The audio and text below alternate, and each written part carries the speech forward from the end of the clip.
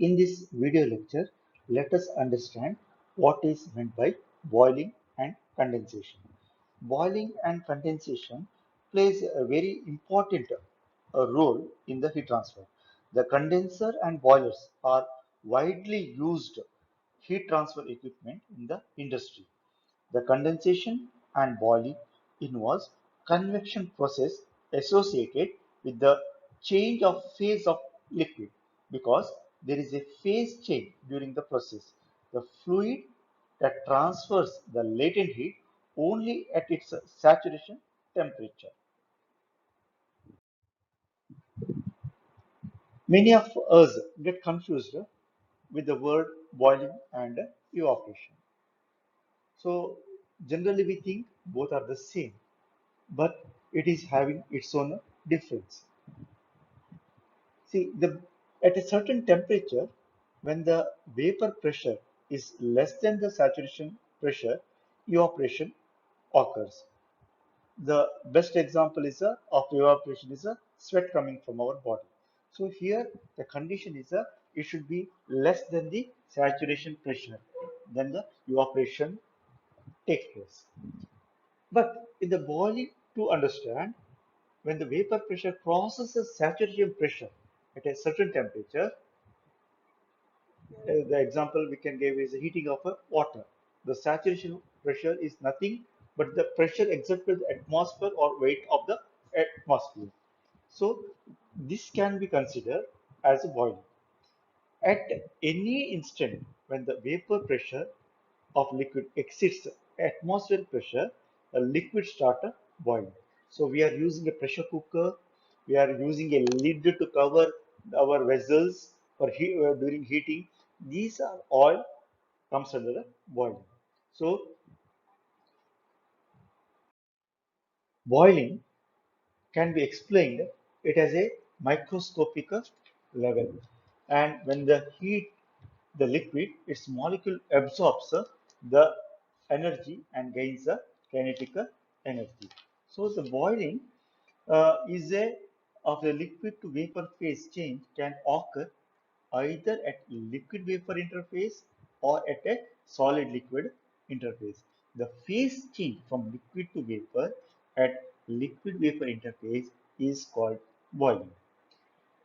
Actually, boiling is a convective heat transfer process that involves phase change from the liquid to vapor.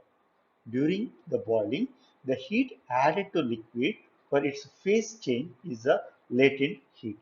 The boiling is sometimes termed as a evaporation, which we have discussed earlier. If it is less than the saturation temperature, then we call it is a evaporation.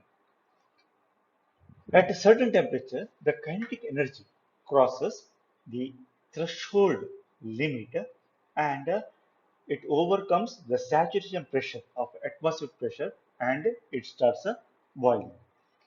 So many times it is also called as a vaporization. When the latent heat of a liquid is supplied for its phase change, such as the process of steam generator, the boiler, it is referred as a vaporization.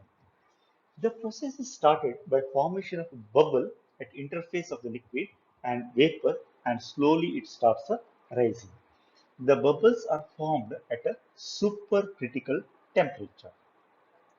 The bubbles are formed due to the surface tension.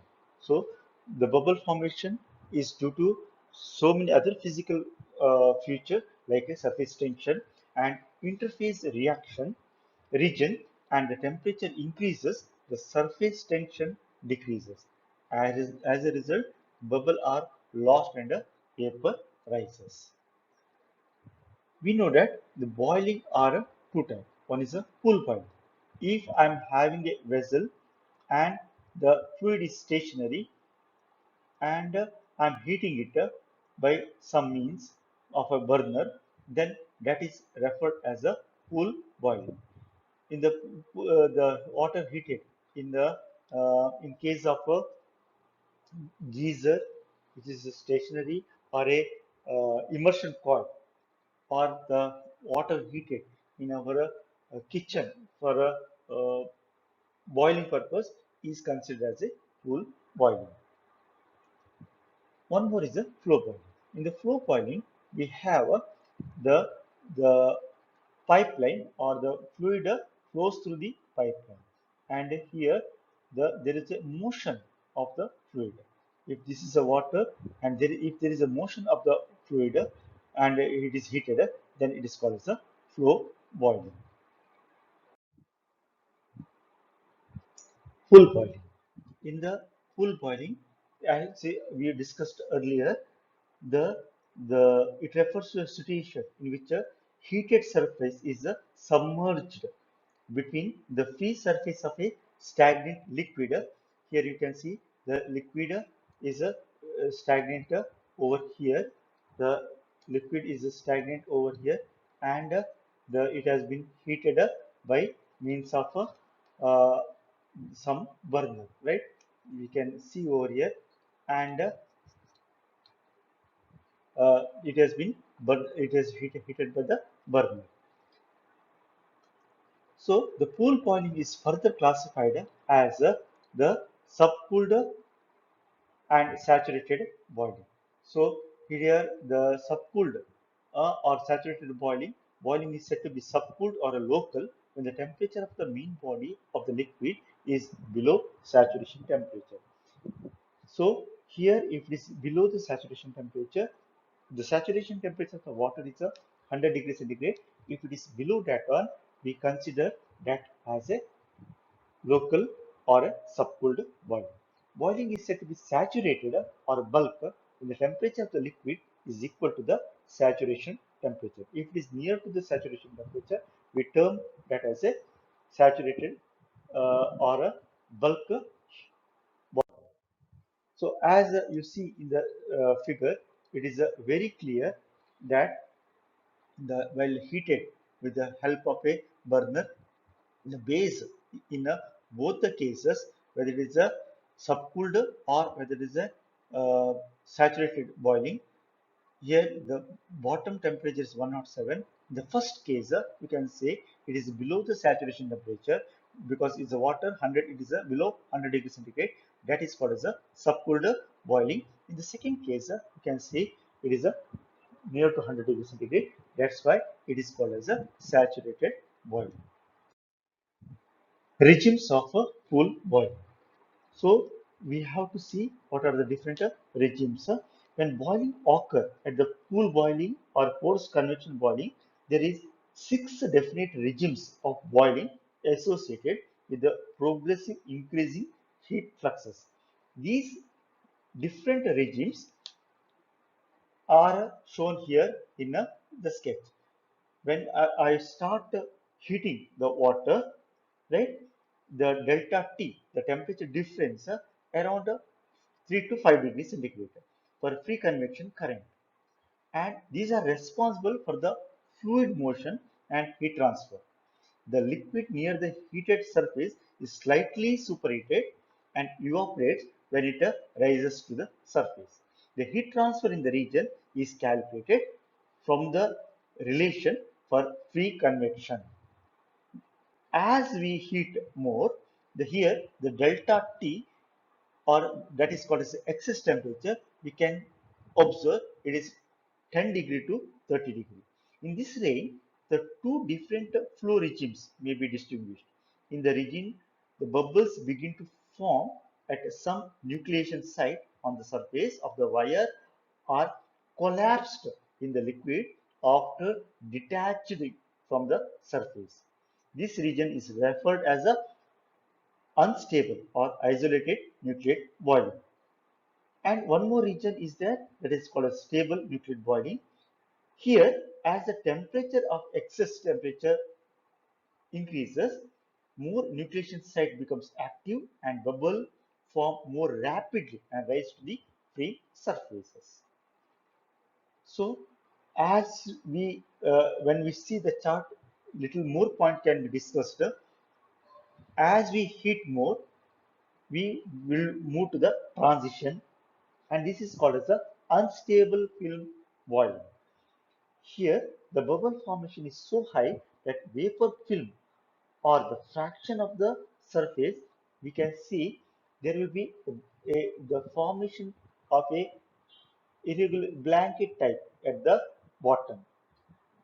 As we heat more, a continuous blanket is formed in the film boiling and a temperature around delta T excess around 300. So the difference around the 300 degree is observed. The regimes of full boiling. First one is a natural convection boiling where delta T is around 3 to 5 degree. Nucleate boiling, here it is around 10 degree to 30 degree difference is observed. And transition boiling, here around 100 to 120 degree temperature delta T is observed. And film boiling, here absolutely more than 120 degrees centigrade temperature variation, that is a excess temperature is formed. When the liquid is heated 2-3 degree above the saturation temperature, then the fluid motion is by natural convection current. Nucleate boiling, as we discussed earlier, it can be subdivided into two parts. In the first part, very few bubbles are formed and it get dissipated. So here we don't find many changes. The transition boiling, large number of bubbles cover the heat surface and heat transfer rate decreases. This will act as an insulator. So when it is a forming at the bottom, right? When it is a form at the bottom, we can uh, we can see there will be a certain formation of blanket type nature occurring at the bottom, right? It is initially 2-3 spots, but as we increase heating, it will be continuously, the shielding will be at the bottom continuous, and that is called as a film boiling. So there the film boiling, the delta T will be around 300 degree centigrade. So under this one, the heat flux is minimum. This is because the heat surface is completely covered with the vapor and the bubble. There is no possibility of the transfer of a heat to take place. So if it is from the chart, it is very clear. The first region is called as a, right, where the water here in the x-axis we take the temperature or excess temperature, that is the temperature difference, and on the y-axis we take place a heat transfer rate or the heat flux q by a, or we also refer that as a small q, right? And if you see the regime over here, the first regime is called as a nucleate boiling, right? So here uh, this is a this region, this region is a very small, is a free convection zone. Then it comes as a nucleate boiling. So here the temperature rise will be around 30 10 to 30 degree. So here the interface between the densely populated bubble retract in the motion of the liquid near the surface, and here the maximum point or somewhere this point is called as a inflation point. So this is, if this is a and this is B, right? Then the point B is referred as the inflation point. That correspond to the inflation point of the boiling curve at which heat transfer coefficient H is a maximum. As we After this point, the heat transfer coefficient H begins to decrease with the increasing delta TE, causing imbalance in the heat transfer and heat generation. Thus, delta TE increases at a faster rate. In this region, the increase of delta T is by reduction in the heat transfer coefficient H, right, in this region, and the heat flux Q, that heat flux small q reaches its maximum value of pointer at C. So if I'm considering this is the maximum point or a peak point, which is called as a critical heat flux. This is a referred as a critical heat flux, and in water at atmospheric pressure it is generally around 1 megawatt per meter square. In practical situation, the nuclear boiling near to the point P is desirable because large heat is transferred with a small temperature difference. In the nuclear boiling regime, the heat flux increases rapidly with increasing temperature difference until the peak heat flux is reached. Then comes is the transition boiling. So at any point on the surface, the film and nucleate boiling may appear alternative, but the growth of the film increases with the increase in delta T, that is excess temperature. This film prevent of inflow fresh liquid taking their place. Further, this film also offers strong and thermal resistance in the path of heat flow. Hence, heat transfer rate decreases. Once that has been come, right, there will be film boiling, and the heat flux becomes minimum at the point D. So at the point D, where it is here, right, the point D, it will be minimum. The heat transfer from the surface to the liquid occurs by conducting through the stable vapor film. As the surface temperature increases, the heat flux slowly increases due to increase in a H value.